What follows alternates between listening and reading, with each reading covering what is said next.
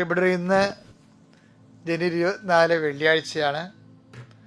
കർത്താവ് നിങ്ങൾ അനുഗ്രഹിക്കട്ടെ എന്ന് ആത്മാർത്ഥത്തോടെ ആശംസിക്കുന്നു. പ്രാർത്ഥിക്കുക. അമ്മേ പരിശുദ്ധ അമ്മേ, അമ്മേ പരിശുദ്ധമേ, ദൈവമാതാവേ, അന്ന് അങ്ങ് കൃപാസനത്തിൽ പ്രത്യക്ഷപ്പെട്ട് വരാൻ പോകുന്ന മഹാദുരന്തത്തിൽ നിന്ന് രക്ഷപ്പെടാൻ എല്ലാവർക്കും വേണ്ടി പ്രാർത്ഥിക്കുവാനും ആവശ്യപ്പെട്ടിട്ട് 20 വർഷം കഴിഞ്ഞ ഈ വേളയിൽ കൃപാസനത്തിലൂടെ ഞങ്ങൾക്കും ഈ ദേശത്തിനും അങ്ങ് മധ്യസ്ഥം തേടി തന്ന എല്ലാ അനുഗ്രഹങ്ങൾക്കും കൃപകൾക്കും ഞങ്ങളിപ്പോൾ ഹൃദയം നിറഞ്ഞ നന്ദി പറയുന്നു. അമ്മേ പരിശുദ്ധമേ, ജപമാല മാതാവേ, സകല കൃപാസനം പ്രാർത്ഥനയോടും ചേർത്ത് ഞങ്ങളിപ്പോൾ പ്രാർത്ഥിക്കുന്ന ഈ കുടുംബത്തിന്റെ പ്രത്യേക നിയോഗം. എന്റെ മക്കളെ, ഈ നിയോഗം ഇപ്പൊ പറയാം.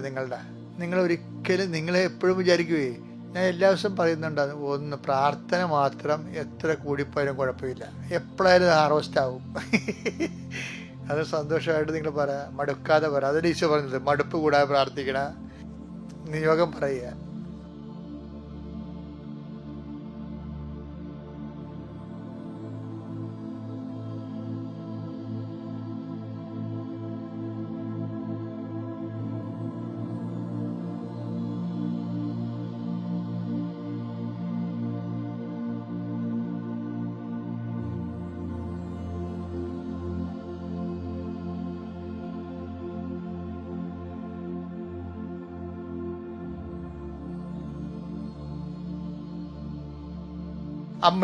അമ്മയുടെ പ്രത്യക്ഷീകരണത്തിന്റെ ദ്വാദശക വേളയിൽ ഞങ്ങൾക്ക് സാധിച്ചു തരുവാൻ കനിയണമേ.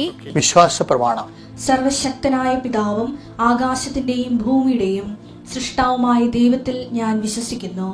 അവിടുത്തെ ഏകപുത്രനും ഞങ്ങളുടെ കർത്താവുമായ ഈശോ മിശിഹായിലും ഞാൻ വിശ്വസിക്കുന്നു. ഈ പുത്രൻ പരിശുദ്ധാത്മാവിനാൽ ഗർഭസ്ഥനായി കന്യകാമറിയത്തിൽ നിന്ന് പിറന്ന് പൊന്തിയോസ് പീലാത്തോസിന്റെ കാലത്ത് പീഡകൾ സഹിച്ച് കുരിശിൽ തറയ്ക്കപ്പെട്ട് മരിച്ച് അടക്കപ്പെട്ട് പാതാളങ്ങളിൽ ഇറങ്ങി മരിച്ചവരുടെ ഇടയിൽ നിന്ന് 3-ാം നാൾ ഉയർത്ത് സ്വർഗത്തിലേക്ക് എഴുന്നള്ളി സർവശക്തിയുള്ള പിതാവായ ദൈവത്തിന്റെ വലതുഭാഗത്തിരിക്കുന്നു. അവിടെ നിന്ന് ജീവിക്കുന്നവരെയും മരിച്ചവരെയും വിധിക്കുവാൻ വരുമെന്നും ഞാൻ വിശ്വസിക്കുന്നു. പരിശുദ്ധാത്മാവിലും ഞാൻ വിശ്വസിക്കുന്നു. വിശുദ്ധ കത്തോലിക്കാ സഭയിലും പുണ്യവാന്മാരുടെ ഐക്യത്തിലും പാപങ്ങളുടെ മോചനത്തിലും ശരീരത്തിന്റെ ഉയർപ്പിലും നിത്യമായ ജീവിതത്തിലും ഞാൻ വിശ്വസിക്കുന്നു. ആമേൻ. സ്വർഗ്ഗസ്ഥനായ ഞങ്ങളുടെ പിതാവേ, അങ്ങയുടെ നാമം പൂജിതമാകണമേ. അങ്ങയുടെ രാജ്യം വരണമേ. അങ്ങയുടെ തിരുമനസ് സ്വർഗത്തിലെ പോലെ ഭൂമിയിലും ആകണമേ. അന്നു വേണ്ടുന്ന ആഹാരം ഇന്ന് ഞങ്ങൾക്ക് തരണമേ. ഞങ്ങളോട് തെറ്റ് ചെയ്യുന്നവരോട് ഞങ്ങൾ ക്ഷമിക്കുന്നത് പോലെ ഞങ്ങളുടെ തെറ്റുകൾ ഞങ്ങളോടും ക്ഷമിക്കണമേ. ഞങ്ങളെ പ്രലോഭനത്തിൽ ഉൾപ്പെടുത്തരുതേ, തിന്മയിൽ ഞങ്ങൾ രക്ഷിക്കണമേ. ആമേൻ. നന്മ നിറഞ്ഞ മറിയമേ, സ്വസ്തി. കർത്താവ് അങ്ങയുടെ കൂടെ സ്ത്രീകളിൽ അങ്ങ് അനുഗ്രഹിക്കപ്പെട്ടവളാകുന്നു. അങ്ങയുടെ ഉദരത്തിൻ ഫലമായി ഈശോ അനുഗ്രഹിക്കപ്പെട്ടവനാകുന്നു. പരിശുദ്ധ മറിയമേ, തമ്പുരാന്റെ അമ്മേ, പാപികളായ ഞങ്ങൾക്ക് വേണ്ടി ഇപ്പോഴും ഞങ്ങളുടെ മരണസമയത്തും തമ്പുരാനോട് അപേക്ഷിക്കണമേ. ആമേൻ. കർത്താവേ, അങ്ങയുടെ മക്കൾക്ക് വേണ്ടി ഞാൻ പ്രാർത്ഥിക്കുന്ന ഈശോയെ, ഒരു നല്ല ദിവസം കൊടുത്തതിന് നന്ദി പറയുന്ന ഈശോയെ. ഇന്നലെ ഉറങ്ങാത്തവരുണ്ട് ഈശോയെ, നടുവേനകാരൻ ഉറങ്ങാത്തവരുണ്ട് ഈശോയെ, ശരീരത്തിൽ നീർക്കടല പോലെ ഇടക്ക് ഉറക്കം നഷ്ടപ്പെട്ടവരുണ്ട് ഈശോയെ, അങ്ങോട്ടും ഇങ്ങോട്ടും നടക്കുന്നവരുണ്ട് ഈശോയെ. അവരെല്ലാം നിന്റെ തിരുമുറുവാന്ന് വലത് കരുത്ത് ഇപ്പം സ്പർശിക്കണേ ഈശോയെ. ശരീരത്തിൽ തളർച്ച അനുഭവിക്കുന്നവരുണ്ട് ഈശോയെ, കിടക്കാൻ ശരീരം പൊങ്ങിക്കിട്ടേണ്ടില്ല എന്നൊക്കെ പറഞ്ഞവരുണ്ട് ഈശോയെ. അവരെല്ലാം നീ തൊടണമെന്ന് പ്രാർത്ഥിക്കുക. അടിപ്പിണ പോലെ വൈദ്യാഘാതം പോലെ ദൈവികമായ ശക്തി നിങ്ങളെ ഇടിച്ചിറങ്ങട്ടെ. അമ്മ പരിശുദ്ധമ്മ ദൈവമാതാവ്, കുരിശിന്റെ ചുവട്ടി മണിക്കൂറുകളോ നിന്ന അമ്മയുടെ ആ ആത്മശക്തി നിങ്ങളേക്ക് ആവഹിക്കട്ടെ എന്ന് പ്രാർത്ഥിക്കുന്നു. കർത്താവിൻ്റെ തിരുശരീരം കയ്യിലേറ്റ് മേടിച്ചിട്ട് കല്ലറയ്ക്ക് സമർപ്പിക്കുന്നവരെ അമ്മ ഏറ്റെടുത്ത് ജോലി പൂർത്തിയാക്കുന്നതിനെക്കുറിച്ച് ചിന്തിച്ചും ആലോചിച്ചും പ്രാർത്ഥിച്ചു നിന്ന അമ്മയുടെ ആത്മശക്തി എന്നൊരു അപാര ആത്മശക്തിയാണ്. അമ്മയുടെ ആത്മശക്തി നിങ്ങൾക്ക് നിങ്ങളാക്കട്ടെ, നിങ്ങൾക്ക് അവകാശമാക്കട്ടെ പ്രാർത്ഥിക്കുന്നു. കർത്താവെ, പല കടകളും കമ്പോളങ്ങളും നടത്തുന്നവർക്ക് പ്രാർത്ഥിക്കാൻ പറയുന്നുണ്ട്. റേഷൻ കട പോലെയുള്ള കടകളെ ഈശോ കാണിക്കുന്നുണ്ട്. അതിനുവേണ്ടി കണ്ണീരോടെ പ്രാർത്ഥിക്കുന്നുണ്ട്. ഇതേപോലെ ലൈസൻസ് പോയവരുണ്ടാകാം, ചിലപ്പോൾ കാർഡുകാർ നഷ്ടപ്പെട്ടവരുണ്ടാകാം, ചിലപ്പോൾ ചരക്കുകൾ വേണ്ട സമയത്ത് വരണില്ല, പൈസ റീജിയണൽ ഓഫീസ്, രജിസ്ട്രേഷൻ ഓഫീസിൽ, താലൂക്ക് ഓഫീസിൽ കൊടുക്കാൻ പൈസ ഇല്ല, അതുകൊണ്ട് ചരക്ക് കിട്ടണില്ല, ആൾക്കാർക്ക് കൊടുക്കാൻ പറ്റണില്ല.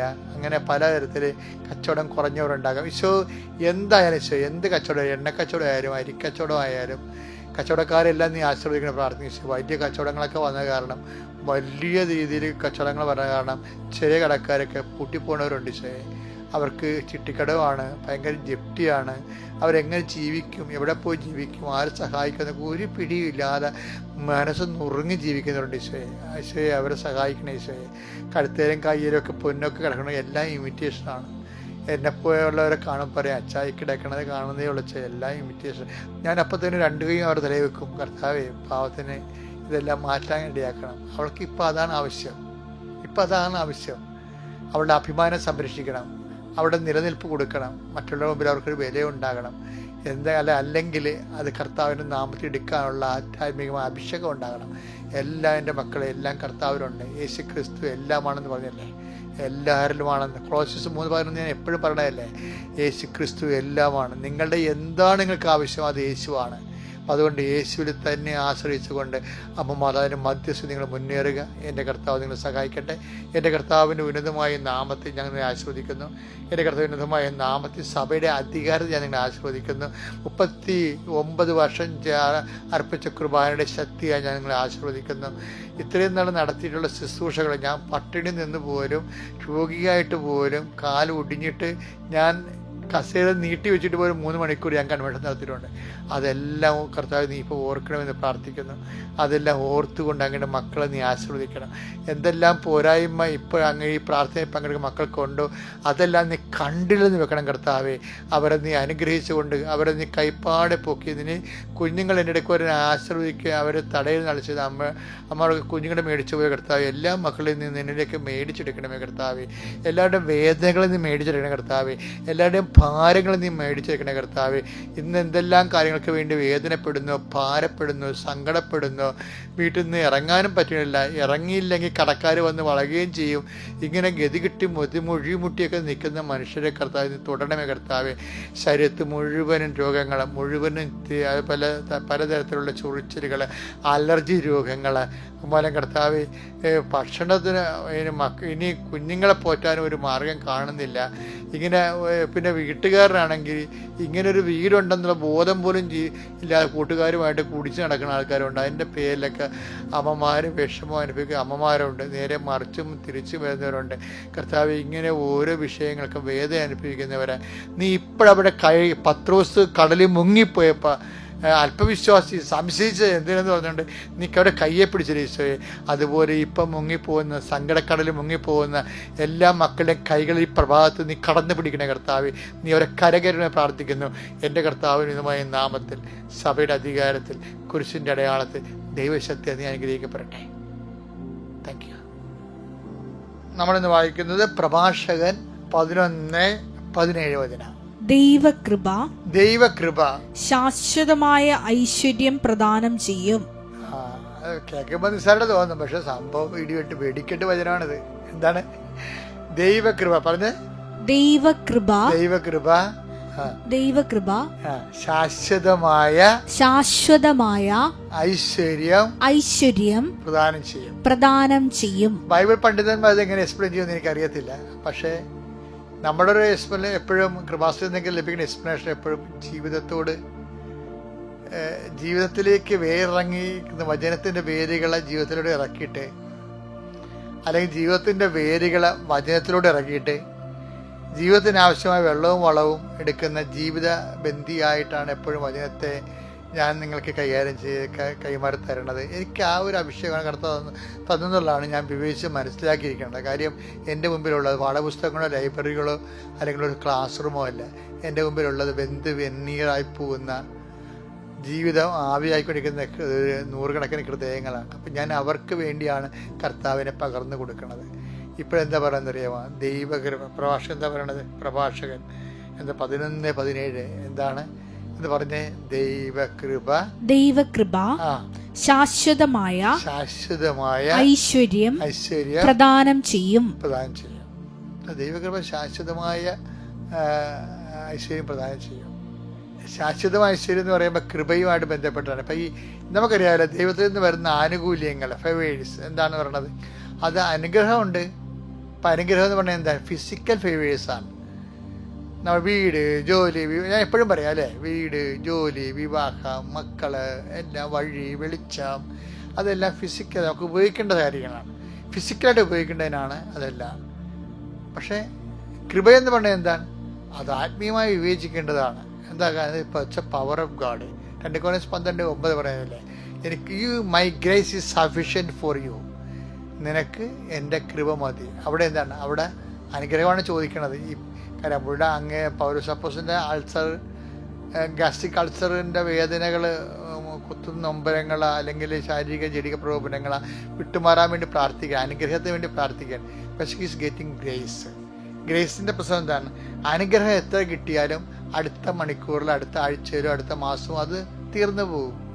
പക്ഷെ കൃപ കിട്ടിക്കഴിഞ്ഞാൽ അത് ശാശ്വതമാണ്, പവർ ഓഫ് ഗോഡ്. അപ്പോൾ എപ്പോഴും നമ്മൾ ശ്രദ്ധിക്കേണ്ടത്, എപ്പോഴും സംഭവിക്കാൻ എങ്ങനെ അറിയാമോ, ചില പ്രാർത്ഥനകൾ നമ്മൾ കേൾക്കുന്നില്ല എന്ന് വെച്ചാൽ അത് ആ ബ്ലെസ്സിങ് കൃപയിലേക്ക് കൺവേർട്ട് ചെയ്തുകൊണ്ടിരിക്കുന്നതിൻ്റെ അർത്ഥം പവറിലേക്ക്. അപ്പം നിങ്ങൾ എംപവർ ചെയ്തുകൊണ്ടിരിക്കുകയാണ് ദൈവം ശക്തീകരിക്കുകയാണ്.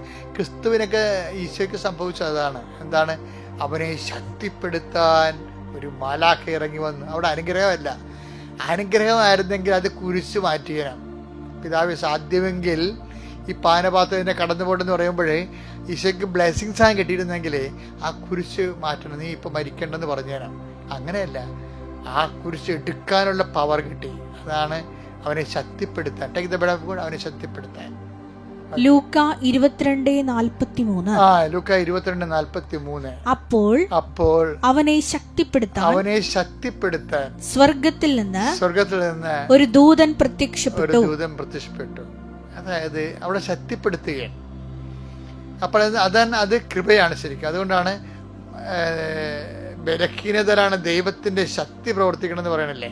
2 Corinthians 12:9 എന്താ പറയണത്, ബലഹീനതരാണ് ദൈവത്തിന്റെ ശക്തി പ്രവർത്തിക്കണത് എന്ന് വെച്ച് കഴിഞ്ഞാൽ. എന്നിട്ട് എപ്പോഴാണ് ഇത് പറയണത്, നിനക്ക് എൻ്റെ കൃപ മതി എന്ന് പറയുന്ന സ്ഥലത്താണ്. അപ്പം കൃപ എന്ന് പറയുന്ന ശക്തിയാണ്. ഇപ്പം യേശുക്രിസ്തുവിന് കിട്ടിയത് കൃപയ്ക്ക് മേൽ കൃപയാണ്. കുരിശിൻ്റെ ചുവട്ടിൽ ഗെത്സമനി കിട്ടിയിരിക്കുന്നത്. അപ്പോൾ യേശു എഴുന്നേക്കണം കണ്ടിട്ടില്ലേ, അവന് കൃപ കിട്ടിയോടുകൂടി അവനെ കണ്ട് നിങ്ങൾ ഹും ഡു യു സീക്ക് എന്ന് ചോദിക്കും. നിങ്ങൾ ആരെ അന്വേഷിക്കണം ചോദിക്കുമ്പോൾ ജീസസ് ഓഫ് നാസറത്ത് എന്ന് പറയും. കർത്താവായ യേശുവിനെ എന്ന് കേൾക്കുമ്പോൾ തന്നെ അവർ പുറകോട്ട് മലന്നു വീഴും. പവറാണ് ആ കൃപയുടെ ഇഫക്റ്റ് എന്ന് പറയുന്നത്.